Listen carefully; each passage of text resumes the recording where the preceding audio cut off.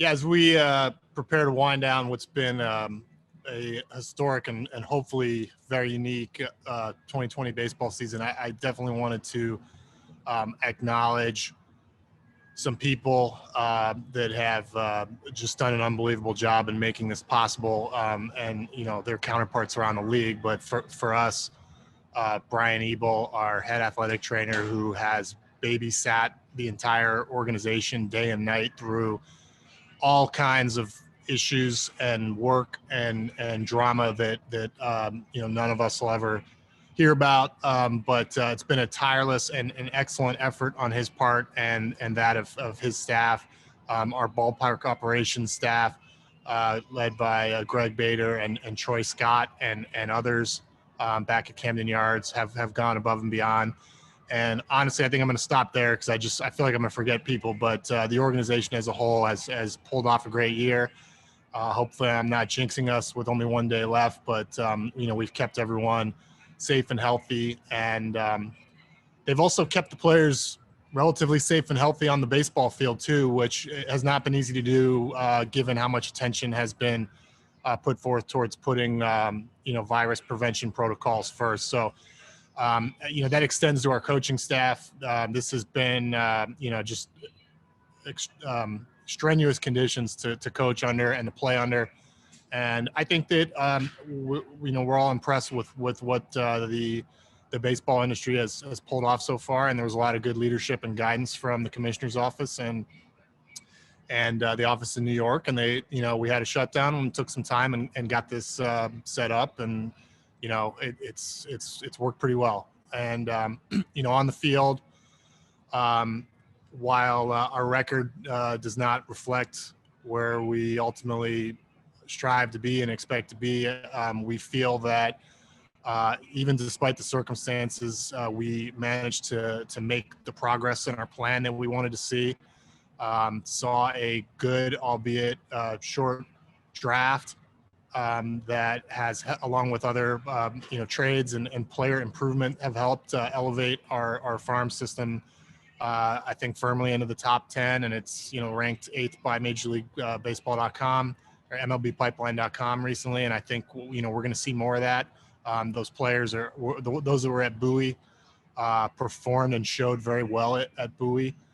The ones that you saw up here had extraordinarily impressive major league debuts, almost to a man, and that's not usual. I don't think it's going to always be the case, nor does it need to be the case. But I think it speaks to the talent that these players have, the job that our coaching staffs, both in Baltimore and Bowie, have done with them. And it to me provides some reassurance that we're making progress as an organization. Great. Thank you, Mike. Our first question will be from Rock Kubaco. Rock, go ahead. Hey, Mike, just kind of to follow up on that, because basically my question, but is there kind of this balance that you're always striking here where you mentioned the record, and it is important because you still want to win games. I know it's very important to Brandon and the players, but also you still look at the big picture and say no matter what, it is a success because you were able to get pitching prospects up here that were actually productive as well, and Mountcastle came up, and you were able to do work in Bowie that kind of minimize the damage from not having a minor league season. Yeah, I think it's very difficult for me to label any season a success where we have a losing record and don't make the playoffs. But I see enough positive things where we can feel good that this year was far from wasted and that there was progress made toward our ultimate goals. And I didn't spend too much time talking about what we saw at the major league level because I think that's what everybody sees because that's the only thing we can see right now with no minor league baseball. And I think that the style of play and the competitive nature of the team and some of the individual improvements, were self-evident. And these guys just individually, players and coaches had good years up here for the most part. Our next question is from Nathan Ruiz. Nathan, go ahead. Hey, Mike, you touched on it in your opening statement, but last year you talked a lot about Brandon and his staff and the challenges they were dealing with on the field, and now obviously there's a lot beyond that. How do you think Brandon has handled this season? Yeah, I think he and his staff. It's been an extremely difficult year to be a major league manager, which is one of the hardest jobs in sports, to begin with, and everything that he's had to deal with on a day in and day out basis. It's been crazy. I think he's handled it with grace and humanity, and he's also continues to be a good baseball coach. So I think everyone's impressed with the work that he's done, and it's exciting having him as part of the organization. Our next question is from John Mioli. John, go ahead. Mike, given the circumstances of this year with no fans, no money coming in that way, how do you anticipate the financial side of the organization impacting payroll, what you guys are trying to do in the offseason? Yeah, we're going into a very uncertain offseason from a number of angles, and we do a lot of planning in business in general. Outside of baseball, I just mean businesses in general do a lot of planning, budgeting. Baseball teams do a lot of planning, looking ahead, and just all of that is totally out the window because of this event that came in and turned the world upside down. And so we don't know.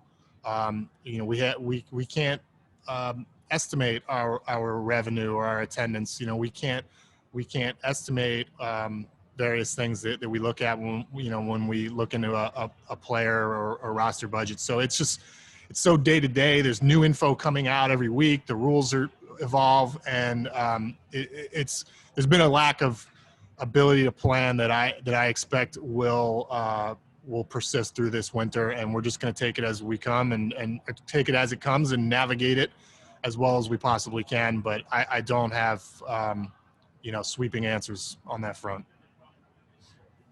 Our next question is from Rich Dubroff. Rich, go ahead. Mike, do you plan on exercising the option on Jose Iglesias? And would you say that adding to your infield depth is a priority over the offseason? Well, just generally speaking, I'm not going to announce any roster decisions or personnel decisions in a forum like this, and always careful about things like that. But I think his impact on the team has been plain to see this year.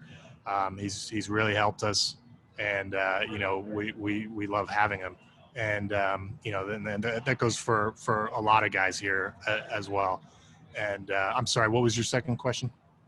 Second question was adding to your infield depth. I know that you've drafted a lot, mm-hmm. but those guys are several years away. Is that a priority this offseason for you?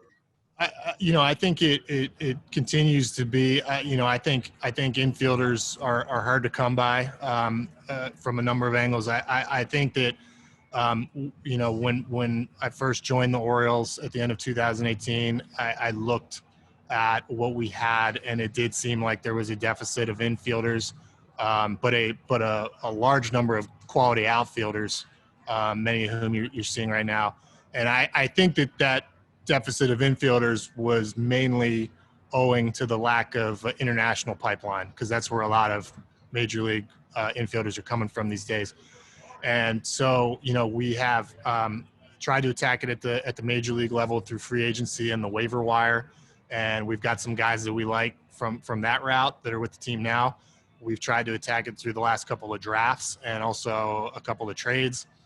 And we've gotten the international free agent, the J2 spigot flowing now. So hopefully, all of that will long-term kind of fortify our infield depth. But it's like pitching. It's one of those areas where I think everyone is always looking for more. Our next question is from Dan Connolly. Dan, go ahead. Mike, you've talked about how not having a minor league system, a minor league season has hurt the system in trying to develop some of these guys that you wanted to get time to. Obviously, we've talked in the past about instructional leagues and things of that nature. What can you tell us about these minor leaguers, what you have planned for them this winter? Yeah, we do have a lot of anxiety over, what the lack of a real minor league season may cause these guys in terms of their development and the Orioles in particular. I think I've talked about that in a number of occasions. And I really think that we did the most with the circumstances this year, having a phenomenal Bowie alternate site experience, and then really keeping tabs on the guys who were at home and making sure that they had the resources and contact necessary to do what they could do.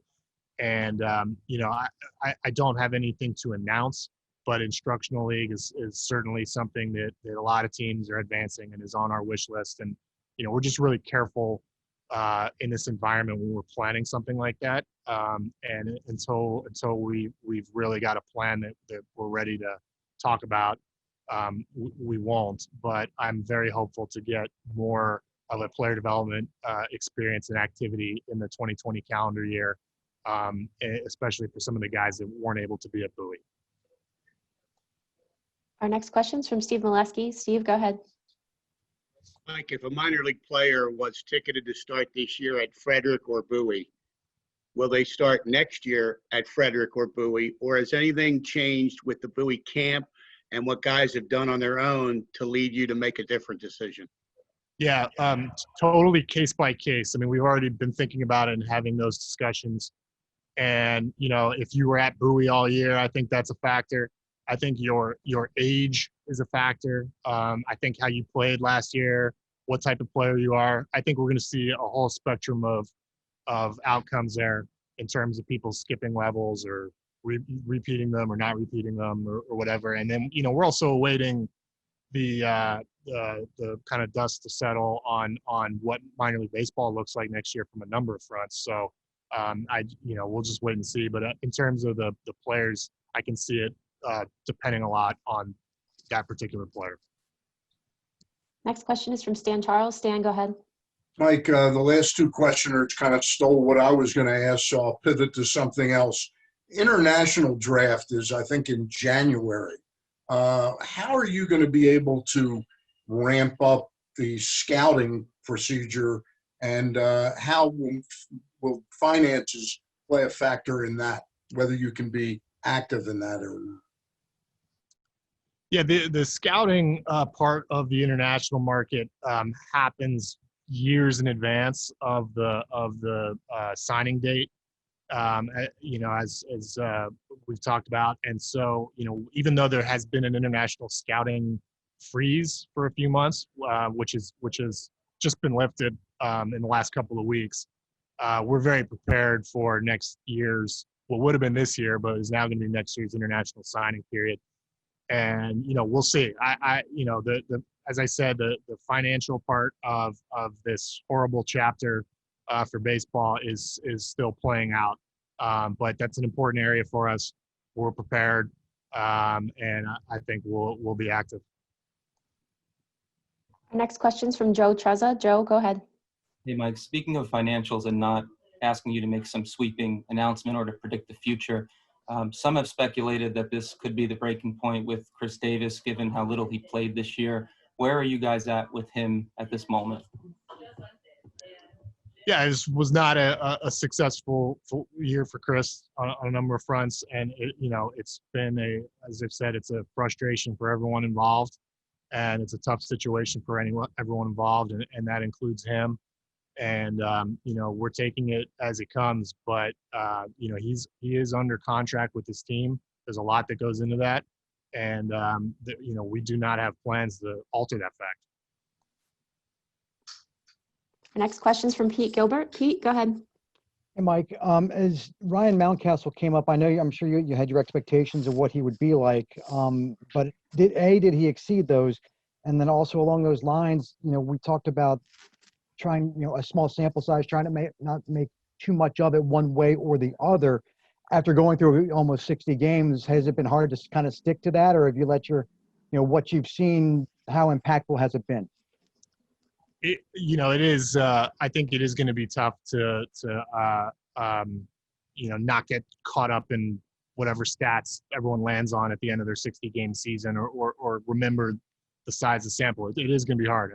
I think anyone in a front office or a coaching staff will tell you that. It's just, you watch the games and it affects you and what you see. But we are going to try to do that as systematically as possible when we look at numbers, with some help from our analytics staff in terms of making sense of the whole situation. And then we're also, gonna try to focus on some, more, I guess, process or aspects of, how a guy did and how he went about his play, and try to do the best that we can. And I think Ryan is an example of somebody who not just did well, like his stats aren't just good. Like we all watched him. I mean, the at-bats were quality. The effort was spectacular. He looked good in left field, running hard in every play, just carrying himself like a big leaguer from the first minute up here. And I think that's special. I mean, most, even guys that turn into stars, struggle with that transition. And the fact that he didn't, it doesn't mean it's going to be smooth sailing for the rest of his career, but it's certainly a good thing. And we're, he's a really exciting part of our future.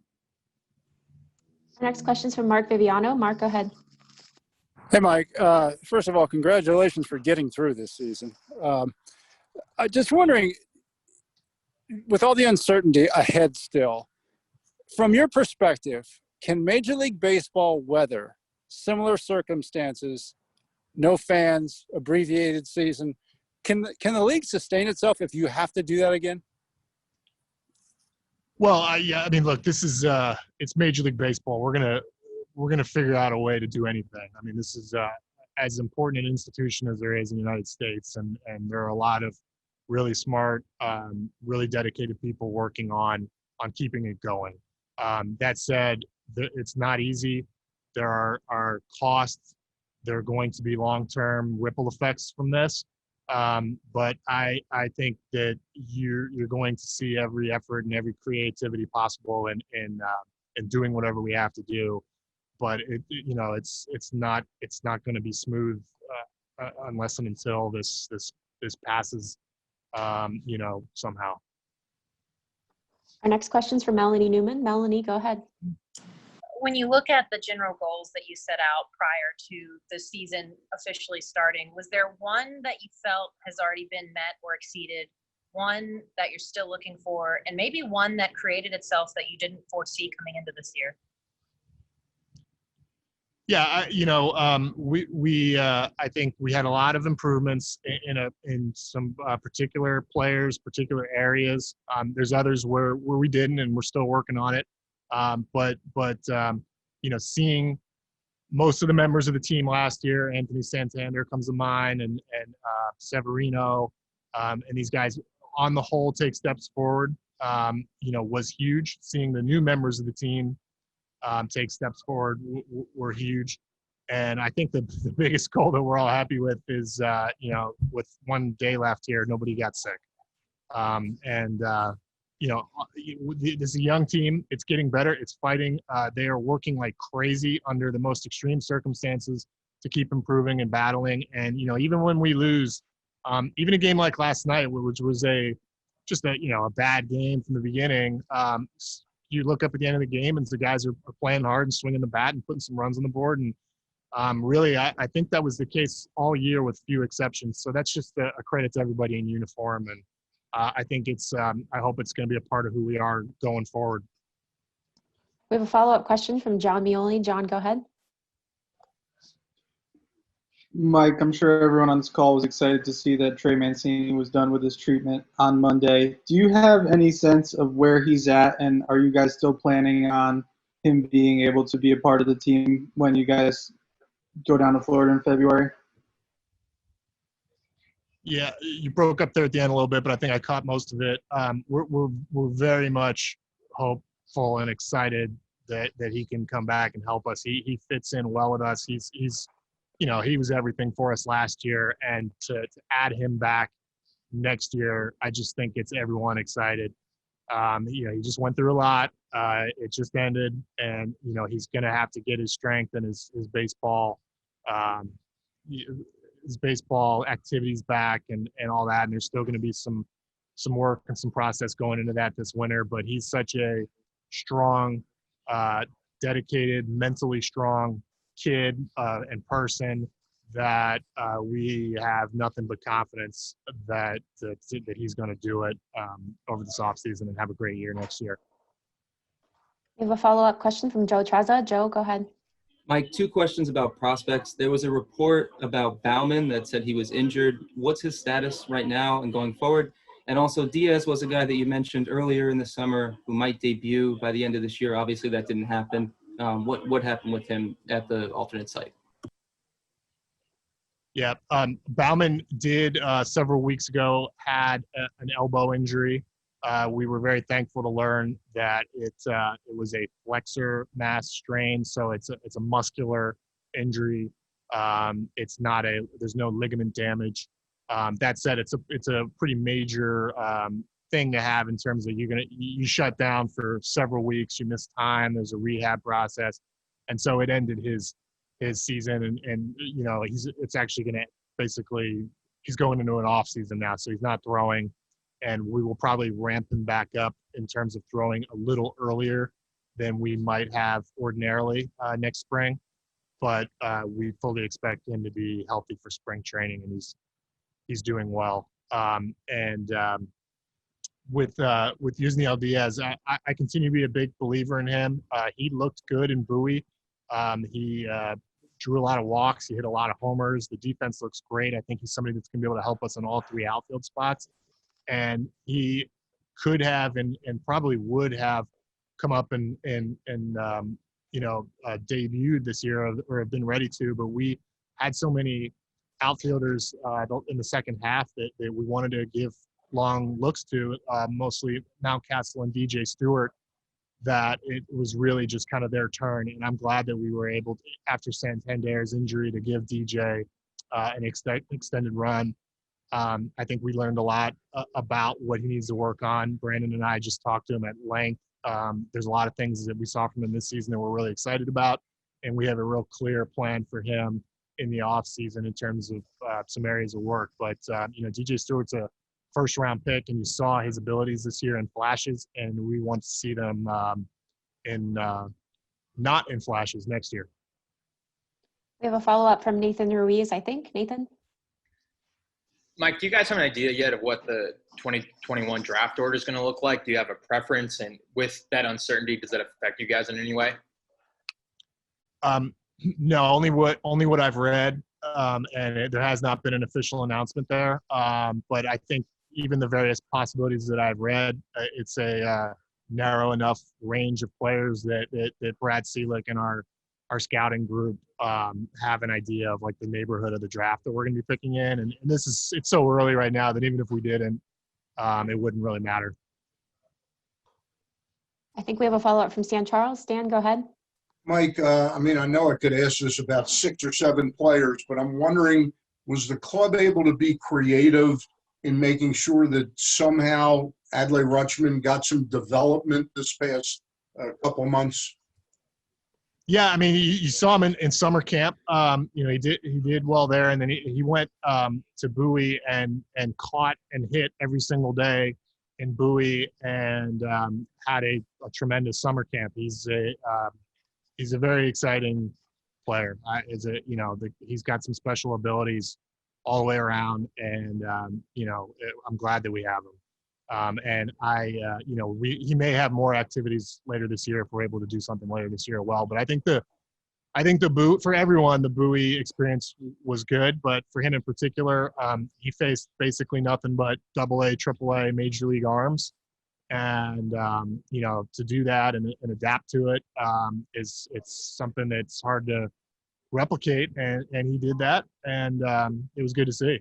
He looks good. And we have a follow-up from Dan Connolly. Mike, just for clarification's sake, you usually take this time next week or two to look at the major league staff and kind of review it. And there obviously was a lot of turnover the last couple of years, specifically 18 and 19, but even last year, some. Are you going to review that this in the next couple of weeks? And do you anticipate any coaching changes at this point? Yeah, I think normal off-season business, even in these circumstances, presents itself, and baseball is a dynamic year-to-year thing, and there are contracts, player and otherwise, that need to be reviewed when they elapse. So we'll do that. This has been a really good group. Worked well together, had a lot of success, and we're certainly mindful of that. But you always react to each year's circumstances and think about the future, and we'll take a look at all that at the right time. But really, there's so much uncertainty right now with the season and just everything that it's a little different process and timing and all that than a normal year.